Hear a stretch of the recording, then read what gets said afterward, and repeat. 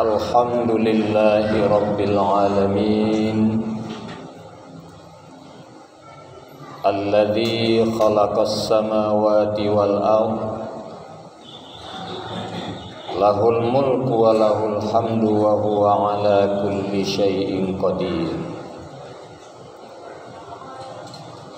Ashhadu an la ilaha illallah wahdahu la syarika lah wa ashhadu anna Muhammadan abduhu wa rasuluh la nabiyya ba'dah. Allahumma salli wa sallim ala Muhammad wa ala alihi wa sahbihi ajma'in.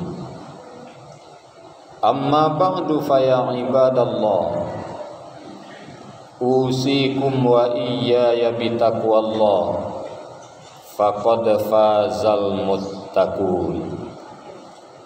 Ittaqullaha haqqa tuqatih wa la tamutunna illa wa antum muslimun. Qala Allah ta'ala fil Qur'anil Karim, A'udzu billahi minasy syaithanir rajim. Bismillahirrahmanirrahim. Muhammadur Rasulullah walladzina ma'ahu asyidda'u 'alal kuffari ruhama'u bainahum tarahum ruk'an sujjadan yabtaghuna fadlan minallahi wa ridwana simahum fi wujuhihim min atharis sujud. Sadaqallahul azim. Sidang Jumat yang terhormat, para tamu Allah rahimakumullah, dengan ucapan alhamdulillah, puji dan syukur kita persembahkan kehadirat Allah Subhanahu wa taala. Siang ini kita masih hidup, kita masih diberi kesempatan dan kekuatan iman untuk datang menunaikan sholat fardu Jumat di masjid yang kita cintai ini. Salawat dan salam kita mohonkan kepada Allah untuk Nabi kita Muhammad sallallahu alaihi wasallam. Beliau telah membekali kita dengan pedoman hidup Al-Quran dan Sunnah. Mudah-mudahan bisa kita pakai dalam kehidupan kita sehari-hari. Sidang Jumat yang terhormat, firman Allah dalam surat Al-Fath ayat 29. Muhammadur Rasulullah. Allah tegaskan Muhammad itu Rasul Allah. Kenapa ditegaskan oleh Allah? Agar tidak terjadi seperti beberapa Rasul sebelumnya atau Nabi sebelumnya. Beliau Nabi, beliau Rasul, tapi dianggap oleh pengikutnya sebagai anak Tuhan dan diangkat menjadi Tuhan anak. Allah mengingatkan kita jangan sampai kita mengatakan Muhammad anak Tuhan atau Muhammad adalah Tuhan. Muhammad Rasul Allah. Dalam sejarah kita temukan orang Yahudi menganggap Nabi Uzair adalah anak Tuhan. Uzair itu Nabi, tidak termasuk Rasul yang 25. Dia dibilang oleh orang Yahudi sebagai anak Tuhan. Nabi Isa oleh rekan-rekan kita Nasrani dianggap sebagai anak Tuhan dan diangkat menjadi Tuhan anak.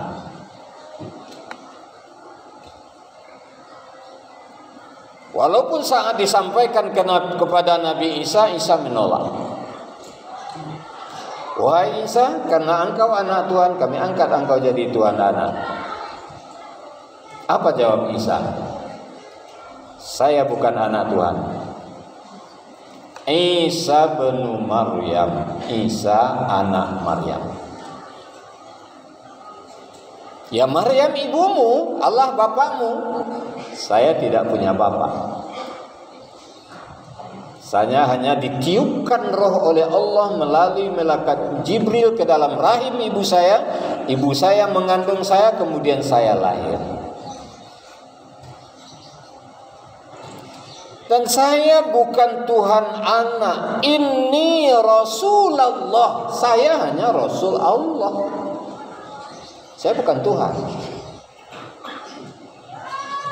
Pokoknya setuju nggak setuju, kamu adalah Tuhan kami sembah. Allah ingatkan kepada umat Islam, Muhammad adalah Rasul Allah. Kita tidak akan menyembah Muhammad, kita tidak akan menganggap Muhammad sebagai anak Tuhan, sebagai Tuhan anak. Tugas kita adalah berupaya agar kita setiap saat bersama Muhammad di dunia kini dan di akhirat nanti.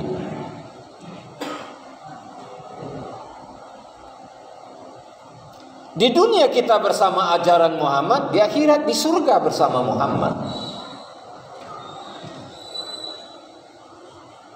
Dijelaskan oleh Allah, siapa yang bisa bersama Muhammad itu?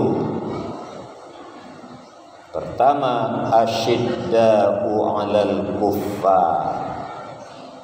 Orang yang mampu bersikap tegas terhadap orang-orang kafir. Apa yang dimaksud tegas itu? Bukan memerangi, bukan memusuhi, bukan menjauhi, tidak.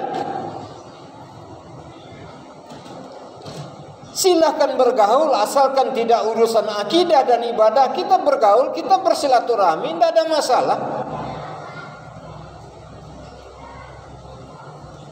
Tapi urusan akidah wajib hukumnya bertegas-tegas. Lakum dinukum waliyadi. Bagi kamu agamaku, bagiku agamaku. Yang agamaku itu inna dina indallahil Islam. Ali Imran 19. Sesungguhnya agama yang diakui di sisi Allah hanya Islam, kata Allah.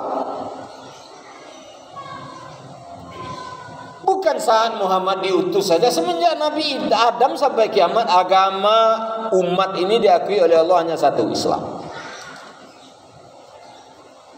Jadi Adam agamanya Islam kan?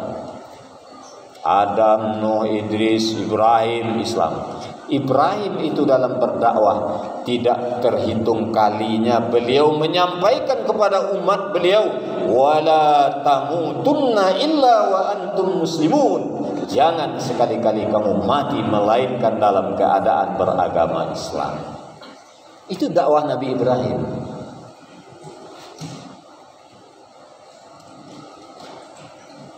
Jadi Nabi Ibrahim agamanya Islam, Ismail Islam,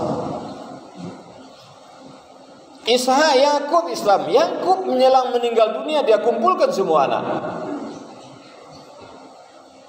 Ya bunayya ma ta'buduna min ba'di. Wahai anak-anakku, kalau ayah meninggal, apa yang akan kalian sembah? Anak-anaknya menjawab, na'budu ilahaka wa ilaha abaika Ibrahim wa Ismaila wa Ishaqa wa nahnu lahu muslimun. Wahai ayah, hidup ayah, mati ayah, kami tetap menyembah Tuhan ayah, Allah. Ilahan wahidah, Tuhan yang esa. Tuhan bapak-bapak kami Ibrahim, Ismail, Ishak. Wa nahnu lahu muslimun, kata semua anak Yakub, kami akan tetap termasuk orang muslim. Jelas agamanya Islam. Jadi dari Nabi Adam sampai kiamat yang diakui oleh Allah menurut keyakinan Islam yang tidak bisa ditawar-tawar. Agama yang diakui oleh Allahnya Islam. Ada yang coba-coba cari yang lain. Wa may yabtaghi ghairal islami dinan falan yuqbala minhu wa huwa fil akhirati minal khasirin. Siapa yang coba-coba cari agama selain Islam, batal, tidak sah. Di akhirat dia termasuk orang merugi, neraka jahanam tempat tinggal. Ini yang akan kita tegaskan, bukan disampaikan kepada mereka. Kita tegaskan, kita kokohkan dalam diri kita. Karena kalau Al-Quran yang bicara, tidak bisa ditawar, Pak. Mutawatir. Kalau hadis mungkin orang masih bisa berdalih, ini hadisnya lemah, ini hadisnya dhaif, ini hadisnya maudhu', palsu. Al-Quran tidak ada cerita. Ada yang coba-coba menantang Al-Quran, tidak mengakui isi Al-Quran sebagian. Innal ladzina kadzdzabu bi ayatina wastakbaru anha la tufattahu lahum abwabus sama wa la yadkhulunal jannata hatta yalijal jamalu fi sammil khiyal. Siapa yang mendustakan ayat kami Al-Quran, takbur terhadap Al-Quran, tidak dibukakan untuk mereka pintu langit, berarti amalnya tak satu pun yang sampai kepada Allah. Wala yadkhulunal jannata, tidak akan dapat masuk surga hatta yalijal jamalu fi sammil khiyal, sampai onta bisa lewat ke dalam lubang penjahit atau lubang jarum, baru bisa dia masuk surga. Jadi yang coba tidak mengakui ayat Al-Quran, satu ayat saja tidak diakui, Pak. Tidak masuk surga. Kalau onta sudah bisa lewat lubang penjahit, baru bisa masuk surga. Tidak mungkin, Ustaz. Makanya yang mendustai Al-Quran tidak mungkin, tidak ada peluang sedikit pun untuk masuk surga.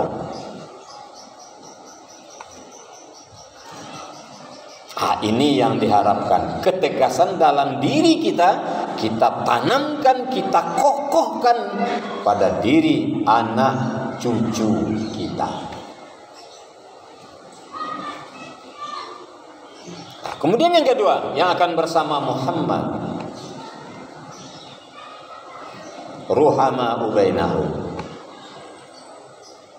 berkasih sayang sesama mukmin, sesama muslim, berukhuwah Islamiyah, bersilaturahmi. Sekarang sudah mulai hancur, Pak. Ukhuwah Islamiyah mulai hancur, silaturahmi mulai habis. Dan dia akan semakin habis terus.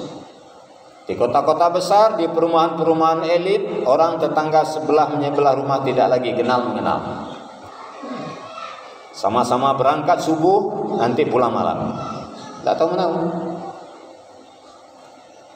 Yang dulu ada di kampung-kampung, sekarang mulai tidak ada. Dulu kita ke sawah, nggak ngupah, Pak. Cari teman 10 orang, hari ini di sawah sini, hari besok sawah ini, 10 hari selesai. Nanti panennya juga demikian. Malam ini panen padi, mairi caro dewa di sawah sianu, besok sawah sianu, besok selesai. Tidak ada yang diupah. Sekarang semuanya diupah. Mau pesta dulu 3 hari sebelum pesta, ibu-ibu datang bawa pisau, ngumpas kentang, bawang, segala macam, selesai. Sekarang tetangga sebelah menyebelah rumah pesta, kita hanya diundang hadir 5 menit, pergi makan aja. Habis, tolong-menolong, bantu-bantu tidak ada. Yang sangat berbahaya sekarang di kota besar mulai penyelenggaraan jenazah pakai tarif, diupah. Orang kaya meninggal dunia, tempatnya di VIP Kalibata bagian depan, biayanya 50 juta, kiai kondang untuk mendoakannya. Yang miskin-miskin bisa juga di Kalibata, pinggir sungai di belakang, buyanya baru belajar baca doa. Tarif 5 juta. Coba bayangkan. Padahal ini fardu kifayah, Pak. Kalau tidak diselenggarakan, tidak dikuburkan, tidak disolatkan, tidak dimandikan, tidak dikafani, semua yang hidup berdosa. Untuk apa diupah? Biar aja berdosa semua. Tidak ada yang mau menyelenggarakan kalau diupah, biar aja semuanya berdosa. Harusnya begitu. Tapi ini yang terjadi. Kenapa? Silaturahmi habis, ukhuwah Islamiyah habis.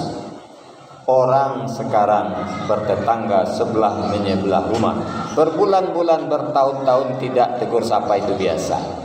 Jangankan dengan tetangga, adik kakak saja banyak tidak tegur sapa. Anak dengan orang tua saja berkelahi. Bukan hanya berkelahi, saling bunuh membunuh. Mulai habis. Nah, yang ketiga, kalau ingin bersama Muhammad, tarahum rukkan sujadan yabtaguna fadlan minallahi wa ridwana, simahum fi wujuhihim min asari sujud. Orang yang akan bersama Muhammad itu rajin ruku dan sujud. Salat. Enggak salat jangan diharap bertemu Muhammad, ketemu Muhammad di akhirat tidak ada cerita. Yang enggak sholat, enggak mau sujud, enggak mau ke masjid, enggak mau baca Al-Quran, enggak mau beribadah, di akhirat ketemu siapa? Fir'aun mungkin, Qarun mungkin, Abu Jahal, Abu Lahab, iya. Muhammad jangan diharap.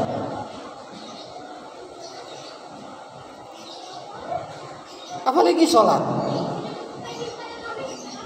Penentu segala ibadah kita adalah sholat.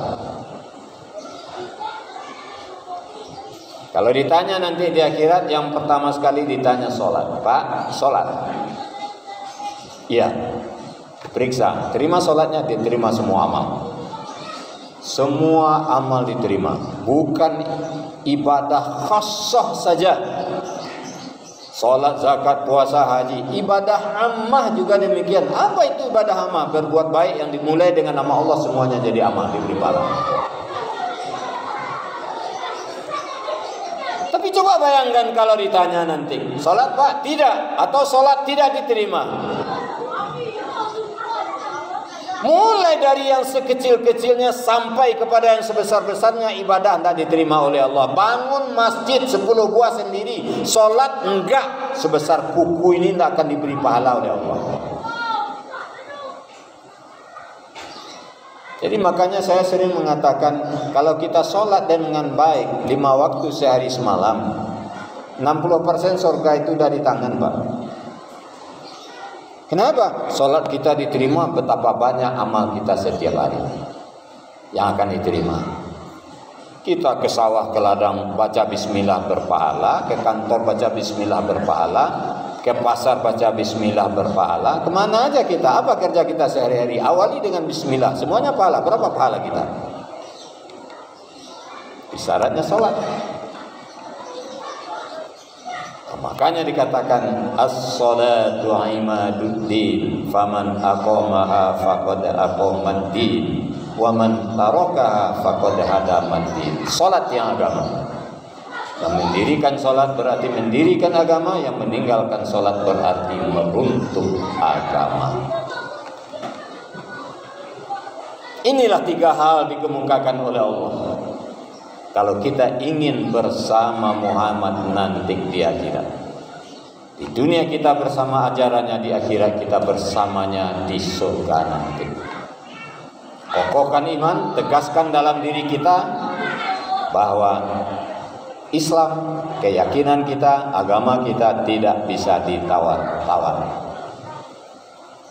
Yang kedua, sesama mukmin, sesama muslim, silaturahmi dijaga, jangan biarkan putus. Yang ketiga, ruku, sujud, tunaikan sholat 5 waktu sehari semalam, iringi dengan yang sunat sesuai dengan kemampuan. Sidang Jumat yang terhormat, inilah khutbah ringkas kita, mudah-mudahan bermanfaat. fa'tabiru ya ulil absar la'allakum turhamun.